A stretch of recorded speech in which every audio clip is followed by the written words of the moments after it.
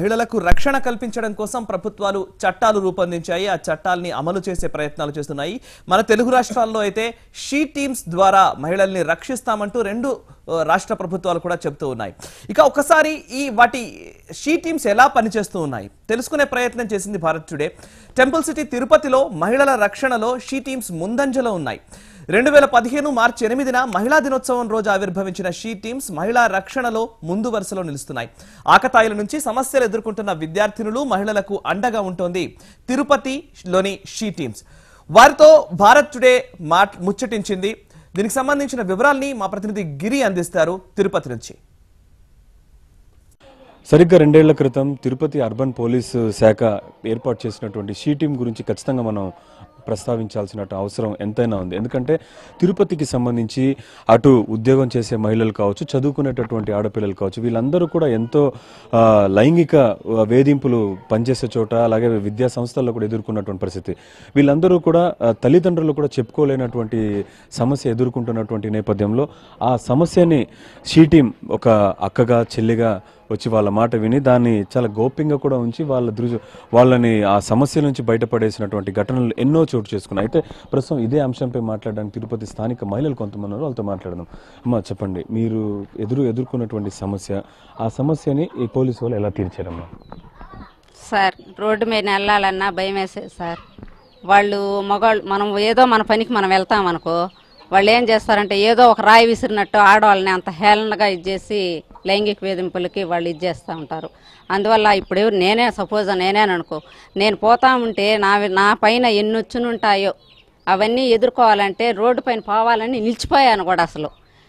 కానీ మేడం వాళ్ళు కొన్ని రోజుల క్రితం వచ్చి ఈ విధంగా మీరు అక్కడ పనికి నిలిచిపోయి ఈ విధంగా ఉంటే బాగుండదు, మీ బిడ్డలు నెట్టు పోషించుకుంటారు అంటే, నేనే కాదు మేడం, మా ఇంట్లో మా బిడ్డలు కూడా ఈ విధంగానే తయారవ్వాల్సి వస్తుందని చెప్పేసి అంటే, మేడము అట్లా కాదు, మీరు ధైర్యంగా రోడ్డు పైన పోయేసి ఈ విధంగా వాళ్ళు ఎవరైతే చేస్తారో వాళ్ళ మీద మీరు కంప్లైంట్ ఇచ్చి ధైర్యంగా వాళ్ళని ఎదుర్కొని మాట్లాడితే మీకు సాల్వ్ అవుతుంది, కానీ మీరు ఇంట్లో కూర్చుంటే సాల్వ్ కాదు అని కొన్ని విషయాలు మాకు ధైర్యాన్ని చెప్పి మాకు ముందుకు నడిపించారు మేడం. ఈ రోజు మీ పరిస్థితి ఎట్లా ఉంది? మీరు ధైర్యంగా?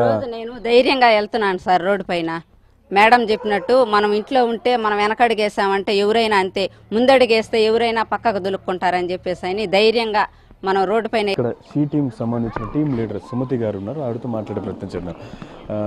మేడం ఒక్క నిమిషం, ఈ మీ షీ టీమ్ సంబంధించి మీరు గమనించినటువంటి సమస్యలు, దాన్ని ఎలా మీరు సాల్వ్ చేస్తూ వచ్చారండి? సార్, మనకు ఇది తిరుపతి మహాపట్టణం, ఎక్కువ universities, colleges, nursing institutions, hostels ఉన్నాయి. కాబట్టి బయట జిల్లాల నుంచి కూడా అమ్మాయిలు వచ్చి ఇక్కడ చదువుకుంటున్నారు. ఇక్కడ మామూలుగా ఏమైనా జరిగితే పోలీస్ స్టేషన్కి వచ్చి చెప్పుకోవాలంటే అమ్మాయిలు కష్టపడతారు, పోలీస్ స్టేషన్ దాకా వెళ్తే ఎట్లా అని. వాళ్ళ ఆ భయాన్ని పోగొట్టడం కోసం వాళ్లకు మీకోసం మేమున్నాము అంటూ 2015 మార్చి 8 ఇంటర్నేషనల్ ఉమెన్స్ డే రోజు షీ టీమ్స్ ఏర్పాటు చేశారు. షీ టీమ్స్ శ్రీకాళహస్తి, రేణుగుంట, తిరుపతిలో పనిచేస్తున్నాయి. షీ టీమ్స్ ముఖ్య ఉద్దేశం ఏ స్త్రీ కూడా వేధింపుకు గురి కాకూడదు, ఏ విద్యార్థిని కూడా ఈవ్ టీజింగ్కు గురి కాకూడదు, ఎక్కడా కూడా ఆటో డ్రైవర్ల వలన, తాగుబోతుల వలన, లేకపోతే ఆకతాయి పిల్లల వలన ఏ అమ్మాయి కూడా రాంగ్ ఫోన్ కాల్స్కు గురి కాకూడదు. ఇలా 2 ఏళ్ల పాటు మీరు గమనించినటువంటి ప్రాబ్లమ్స్ ఎలాంటివి ఐడెంటిఫై చేశారు? ఎక్కువగా మనకు ఈ రాంగ్ ఫోన్ కాల్స్ వచ్చాయి సార్. మనకు పోలీస్ వాట్సాప్ ద్వారా వస్తున్నాయి, మెసేజెస్ ద్వారా. రిటర్న్గా డైరెక్ట్గా వచ్చి చెప్పుకోకుండా మేము షీ టీమ్స్కి ఒక తిరుపతి అర్బన్ పోలీస్ డిస్టిక్లో ఒక పోలీస్ వాట్సాప్ నంబర్ అలాట్ చేశారు అప్పుడు ఎస్పీ గారు.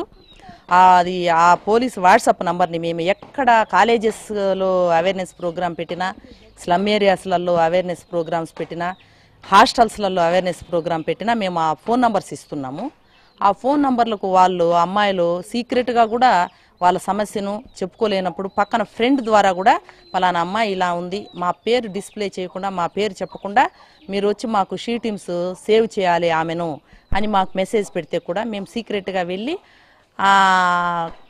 ఎవరైతే వేధింపులకు గురవుతుందో అమ్మాయిని అక్కడే మాట్లాడి ఎవరి ద్వారా అయితే ఆమెకు వేధింపు వస్తుందో వాళ్ళు మాత్రమే మా హ్యాండ్ ఓవర్ చేసుకొని స్టేషన్ తీసుకొని వచ్చి అవసరమైతే కేసు పెట్టడం, లేదంటే వాళ్ళ పేరెంట్స్ని పిలిపించి వాళ్ళని కొంచెం భయం పెట్టి ఇంక మీదట ఇలాంటివి చేయకూడదు, ఫ్యూచర్ పాడైపోతుంది, మిమ్మల్ని క్రైమ్ అగైనెస్ట్ ఉమెన్ కింద ఏ సెక్షన్ వర్తిస్తుందో దాని మీద మిమ్మల్ని జైలుకి పంపిస్తామని మొదటిసారిగా వార్నింగ్తో వదులుతున్నాం. ఎందుకంటే వాళ్ళు కూడా స్టూడెంట్స్ అయితే లేదు మనకు కంప్లైంట్ ఇచ్చే ఫిర్యాదు అతన్ని శిక్షించాలి అని కోరుకున్నప్పుడు ఖచ్చితంగా అతనికి ఏ చట్ట ప్రకారం శిక్ష వస్తుందో దాన్ని మేము కేసు బుక్ చేస్తున్నాం.